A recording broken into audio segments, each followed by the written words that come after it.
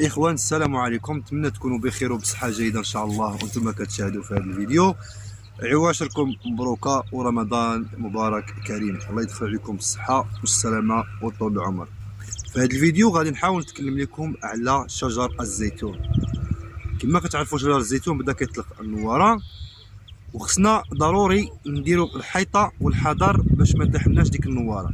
راه الزيتون ضروري خصك تعرف عليه هذه المعلومات هذه باش تحاول تنتج واحد الانتاج اللي هو زوين. وبالخصوص غنحاول نتكلم لكم على الزيتون ديال البور. واش هذا الزيتون ديال البور يمكننا نستعملوا له شي مبيد؟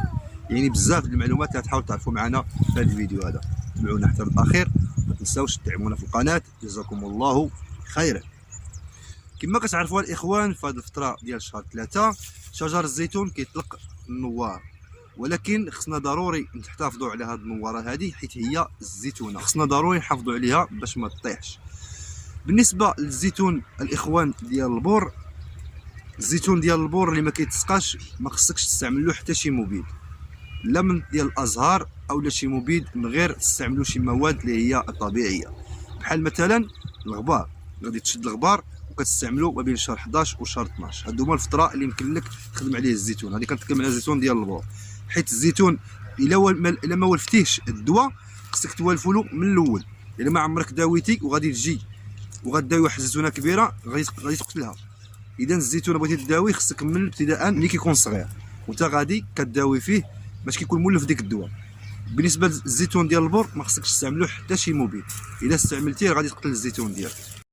المبيد اللي يمكن لك تستعمل الاشجار ديال الزيتون، خصك تستعملش اول حاجه اللي بحال نتكلم عليها وهي السقي.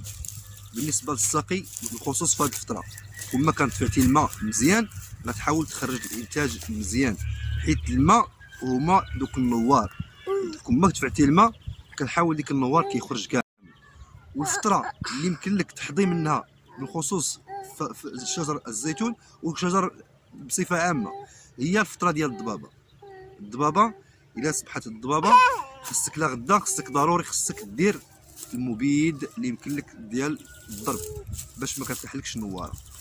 نتمنى تكونوا استفدتوا من هذا الفيديو، ما تنسوناش بالدعم ديالكم في القناه، جزاكم الله خيرا، والسلام عليكم ورحمه الله تعالى وبركاته.